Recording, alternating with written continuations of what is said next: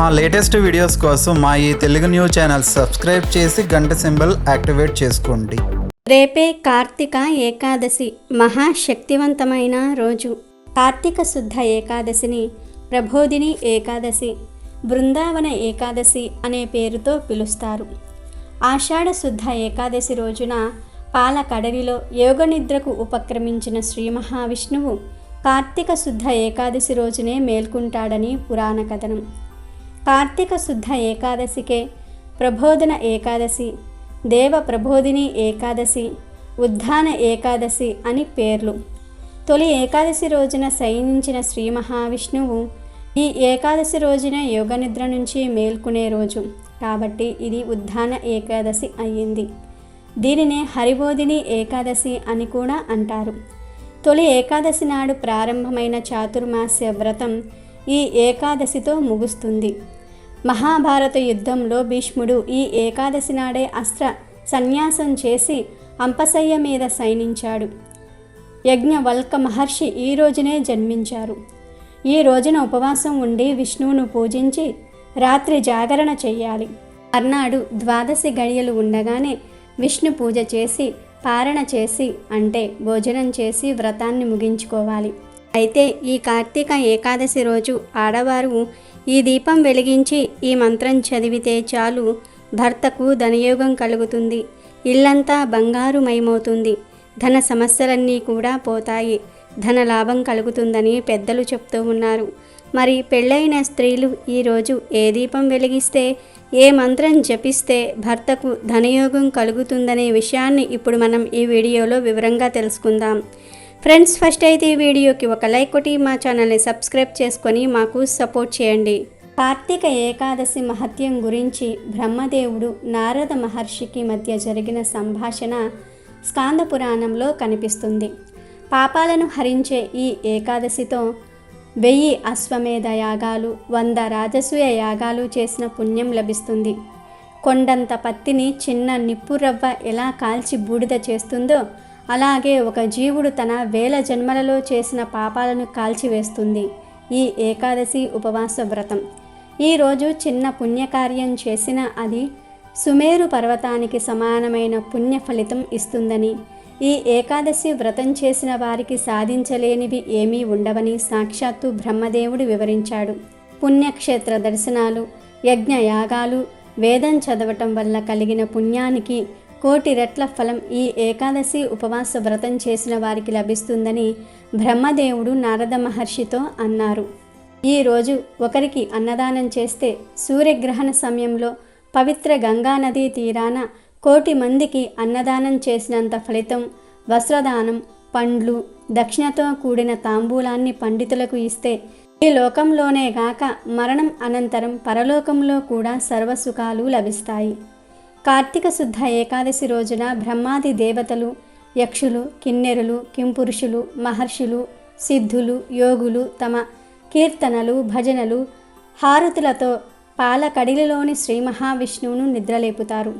అందువల్ల ఉద్ధాన ఏకాదశి రోజున ఎవరు శ్రీ మహావిష్ణువుకు హారతి ఇస్తారో వారికి అపమృత్యు దోషం తొలగిపోతుందని పురాణాలు తెలియజేస్తూ ఉన్నాయి.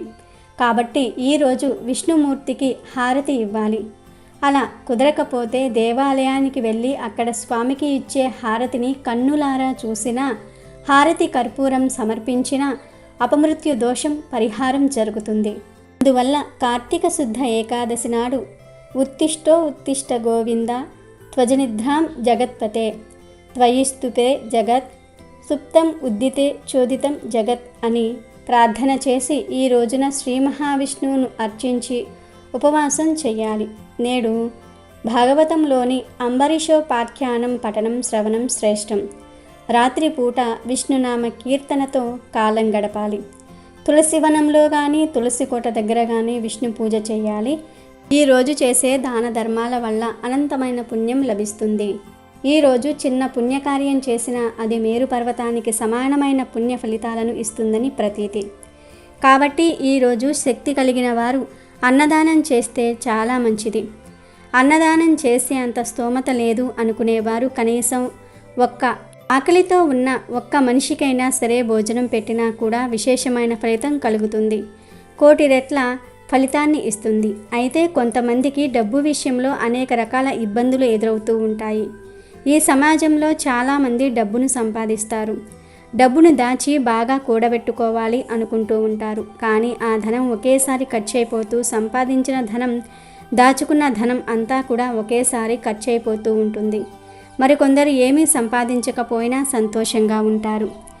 ఎక్కడైతే విపరీతంగా ఆడవాళ్ళు ఏడుస్తూ, ఇతరులను చూసి అసూయపడుతూ, ఇంట్లో వారిని తిడుతూ శాపాలు పెడుతూ ఉంటారో అక్కడ ఎప్పుడూ కూడా లక్ష్మి అంటే ధనం నిలబడదు. వంశాన్ని బట్టి వచ్చే దోషాల వలన కూడా లక్ష్మి నిలబడకపోవచ్చు. అంటే ధనం సంపాదించినప్పటికీ కూడా అది నీళ్ళలాగా ఖర్చయిపోతుందని పెద్దలు పురాణాలు కూడా చెప్తూ ఉన్నాయి. ముందు ఇంట్లో ఆడవాళ్ళు సరిగ్గా ఉంటే ఇల్లు బాగుంటుంది. ఇంటికి లక్ష్మి ఇల్లాలే. ఇంట్లోని ఆడవారు ఎప్పుడూ కూడా ఉన్నదానితో సంతోషంగా ఉండాలి. ఇతరులను చూసి అసూయ పడకూడదు. అందరూ సంతోషంగా ఉండాలని కోరుకోవాలి. ఆడవాళ్ళు శుభ్రంగా అంటే అసూయ లేకుండా ఉన్నప్పటికీ కూడా ఇంట్లో ధన సమస్యలు ఎదురైతే ఏకాదశి రోజు తులసి దగ్గర ప్రత్యేకంగా ఒక దీపం పెట్టండి. ఏమీ లేదు, కార్తీక మాసం అంటేనే సాయంత్రం పూట తులసి దగ్గర ఎలాగో దీపం పెడతారు కదా. రేపు వచ్చే కార్తీక ఏకాదశి నాడు కూడా తులసి దగ్గర సాయంత్రం 6:30 నుండి 7 గంటల మధ్యలో ఇప్పుడు మనం చెప్పుకోబోయే విధంగా దీపం పెట్టండి. ముందు తులసి దగ్గర ఒక తామర ఆకును పెట్టండి.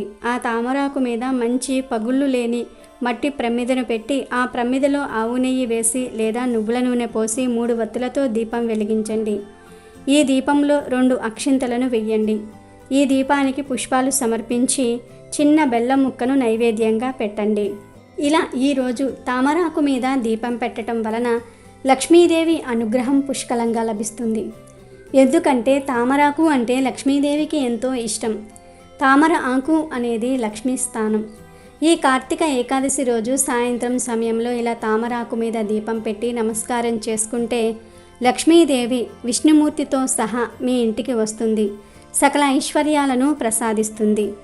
కాబట్టి ఈ ప్రభోదిని ఏకాదశికి ఇప్పుడు మనం చెప్పుకున్న విధంగా తామరాకు మీద దీపం పెడితే చాలు, మీ ఇంట్లోని దరిద్రమంతా కూడా పూర్తిగా తొలగిపోతుంది. అఖండ ఐశ్వర్యం కలుగుతుంది. కనుక మీరు కూడా రేపు కార్తీక ఏకాదశి రోజు ఈ విధంగా ఇప్పుడు మనం చెప్పుకున్న విధంగా తులసి దగ్గర దీపం పెట్టి శుభ ఫలితాలను పొందండి. ఏకాదశి దీక్ష ముఖ్యంగా ఉపవాస ప్రధానమైనది. ఉపవాసం, దానం, హరిపూజ అనేవి ఏకాదశి వ్రతంలో ముఖ్యమైన విషయాలు అని హరిపురాణంలో కూడా చెప్పబడింది. ఏకాదశి రోజు ఉపవాసం ఉన్నవారు ద్వాదశి రోజు విష్ణు పూజ చేసి విష్ణువుకు నివేదించిన పదార్థాలను ఆహారంగా స్వీకరించాలి. విష్ణువుకు నివేదించకుండా ఆహారం స్వీకరిస్తే దోషం కలుగుతుందని శాస్త్రాలు చెప్తూ ఉన్నాయి. విష్ణు సహస్రనామాన్ని ఎప్పుడు పఠించినా కూడా పుణ్యం కలుగుతుంది. ముఖ్యంగా ఏకాదశి రోజు గనుక విష్ణు సహస్రనామాన్ని పారాయణం చేస్తే ఆ ఫలితం అనంతంగా ఉంటుంది. అనుకున్న పనులు నిర్విఘ్నంగా పూర్తవుతాయి. భోగభాగ్యాలు కలుగుతాయి. సర్వ పాపాలు హరించుకుపోతాయి. పుణ్యగతులు పడతాయి. అంతేకాదు గ్రహ దోషాలు, నక్షత్ర దోషాలు ఉన్నవారు కూడా విష్ణు సహస్రనామాన్ని ఈరోజు పారాయణం చేస్తే అన్నిటి నుండి విజయం పొందటమే కాకుండా అన్నింటా విజయం సాధిస్తారని శాస్త్రాలు చెప్తూ ఉన్నాయి. ఒకవేళ మీరు విష్ణు సహస్రనామాన్ని పారాయణం చేయలేకపోతే కనీసం శ్రీరామ రామ రామేతి రమే రామే మనోరమే సహస్రనామ తత్తుల్యం రామనామ వరాననే అనే మంత్రాన్ని 3 సార్లు పలకండి. అంతే, ఫలితం కలుగుతుంది.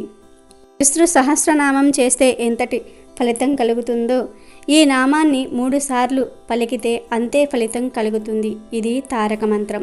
ఎంతో పవిత్ర మంత్రం, ఎంతో శక్తి ఉన్న ఈ మంత్రాన్ని ఈ ఏకాదశి రోజు 3 సార్లు పఠిస్తే చాలు, వారి పాపాలన్నీ కూడా ఆ శ్రీరామ అగ్ని జ్వాలల్లో పడి బూడిదైపోతాయి. ఈ ఏకాదశి రోజు మీరు పూజలు, ఉపవాసాలు చేయకపోయినా విష్ణు సహస్రనామాన్ని పారాయణం చేయండి, లేదా వినే ప్రయత్నమైనా సరే చెయ్యండి. ఇవేమీ చేయలేని వారు తారక మంత్రాన్ని 3 సార్లు పఠించండి చాలు. ఉపవాసం ఉండకపోయినా ఈ పని చేస్తే మహాపుణ్యం కలుగుతుంది. ఆడవారు ఇలా గుర్తుంచుకొని ఈ కార్తీక ఏకాదశి రోజు తామర ఆకు మీద దీపం పెట్టి తారక మంత్రాన్ని చదువుకోవాలి. ఇలా చేయటం వలన భర్తకు మేలు జరుగుతుంది. చేసే పనుల్లో విజయం వారిని వరిస్తుంది. ధన రాబడి పెరుగుతుంది. కాబట్టి పెళ్ళైన ఆడవాళ్ళందరూ కూడా ఈరోజు ఉదయం లేదా రాత్రి 6:30 నుండి 7 మధ్యలో ఈ విధంగా దీపం పెట్టి తారక మంత్రాన్ని జపించండి. సకల సౌభాగ్యాలను పొంది ఆనందంగా జీవించండి. ఏకాదశి గురించి అనేక గాథలు ఉన్నాయి. ఒక కథనం ప్రకారం శ్రీహరి యోగనిద్రలోనికి వెళ్ళిన సమయంలో దేవతలు బలహీనంగా ఉంటారు. వారికి దైవబలం ఉండదన్న భావనతో అసురులు విజృంభించారు. దానితో దైవగణం వైకుంఠానికి వెళ్ళగా వారి దయనీయతను గమనించిన దేవదేవుడి దివ్య దేహం నుంచి యోగమాయకు ప్రతిరూపమైన శక్తి ఉద్భవించి అసుర సంతతిని తరిమికొట్టింది. యోగ నిద్ర నుంచి లేచిన భగవానుడు ఆ శక్తికి ఏకాదశి అని నామకరణం చేశాడు. అమెజాన్లో బెస్ట్ డిస్కౌంట్స్ కోసం వీడియో డిస్క్రిప్షన్లో లింకు ఉంది, చూడండి. అలాగే మా టెలిగ్రామ్ ఛానల్ సబ్స్క్రైబ్ చేసుకోండి.